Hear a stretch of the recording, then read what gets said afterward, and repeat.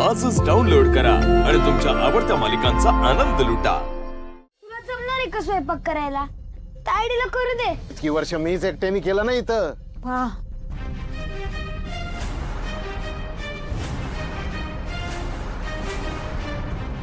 तुझ्या अशा वागण्याचा मला त्रास होतो बा। तुम्ही मालकीन बाई आहात, तुम्ही मला बा नका म्हणा।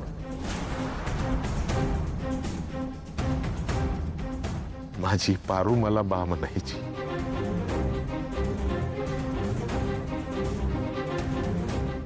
लेकरांच्या चुका आई बाबा पदरात नाही घेणार तर कोण घेणार?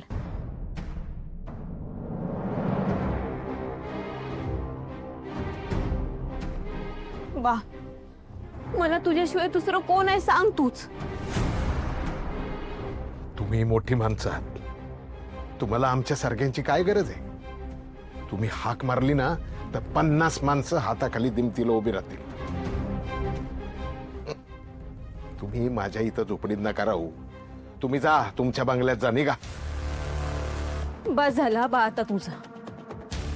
तू तू सांग ना मी काय करू म्हणजे तुझा समदा राग निघून जाईल। तू सांगशील ते करायला मी तयार आहे।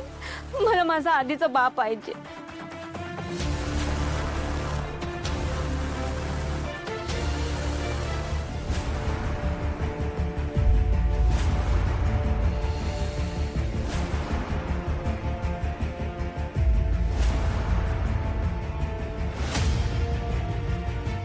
खरंच तुला तुझा बा पाहिजे? वय वय मग मी जे सांगेन ते तुला करावं लागेल।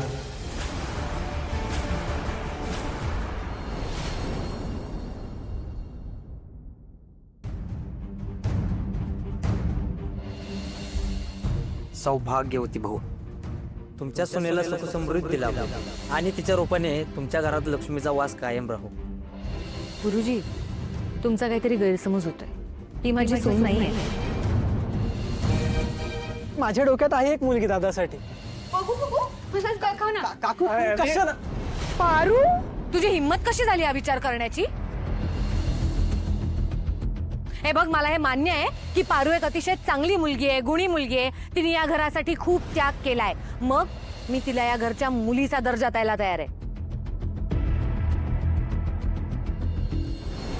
काय म्हणतोय मी? ठीक आहे, बोलतो।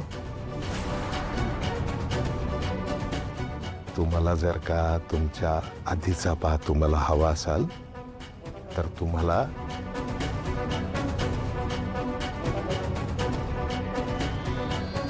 हे मंगळसूत्र गळ्यातून काढून फेकून द्यावं लागेल।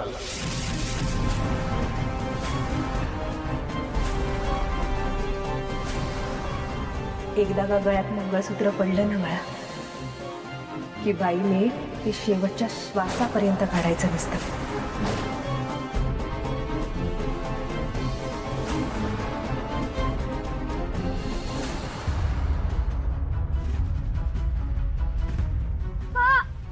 का त्रास देतोय तायडीला? आत्ता सुटल्या ना ती आजारपणातून।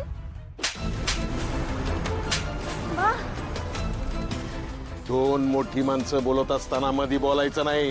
किती वेळेला सांगितलंय? चाल बाहेर।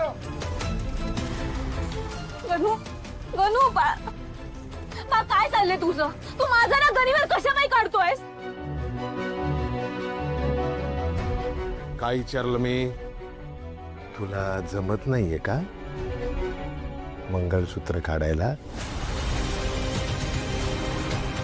मी काढतो।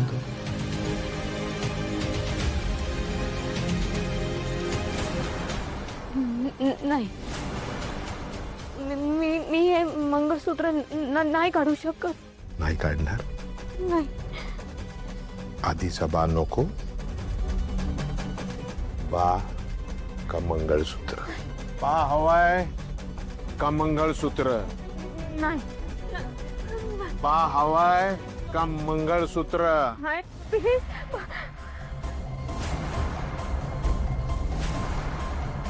तुला जमत नसेल तर ते मंगळसूत्र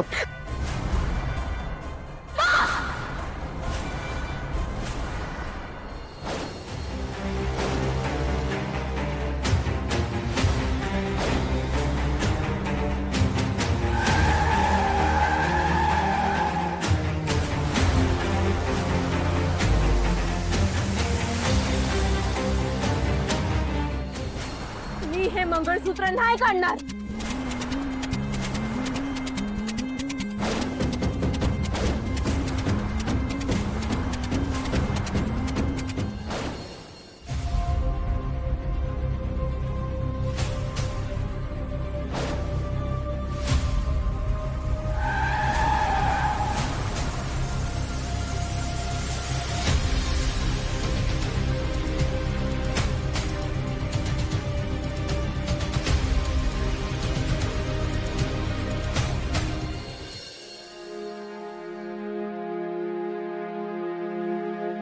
अहिल्या, आता प्रीतम जे काही बोलला त्याचाच विचार करतेस ना? श्रीकांत, हा मुलगा कधी मॅच्युअर होणार आहे?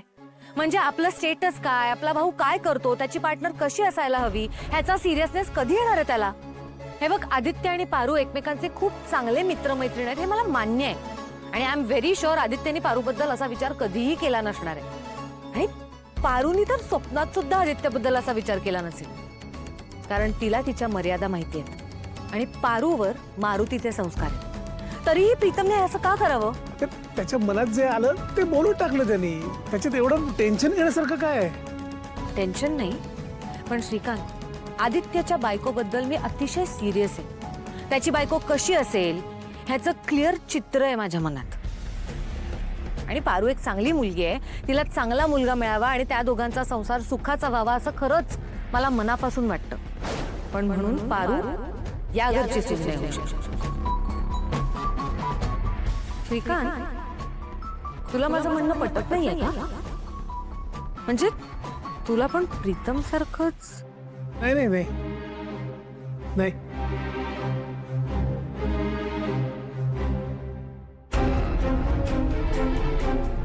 खरं तर पारूसारखी मुलगी शोधून सुद्धा सापडणार नाही. माहित नाही तिच्या नशिबात कोण आहे. मारुती मामा तर पारूला घरात ठेवून गेला तयार नाहीये. आत्ता आपल्यासाठी फक्त आईंनी तुमचं नातं स्वीकारणं जास्त महत्वाचं आहे. मग मारुती मामा पण स्वीकारतीलच. मी जर असं मस्करीमध्ये जाऊन आईला हे सुचवलं की पारू तुझी बायको होऊ शकते, एकदम तुझी कॉपी म्हटलंच तरी चालेल. मग तिचा फोटो असेल तर प्लीज मला दाखव. काकू कशाला? पारू, तुझी हिंमत कशी झाली हा विचार करण्याची? हे बघ, मला हे मान्य आहे की पारू एक अतिशय चांगली मुलगी आहे, गुणी मुलगी आहे, तिने या घरासाठी खूप त्याग केलाय. मग मी तिला या घरच्या मुलीचा दर्जा द्यायला तयार आहे.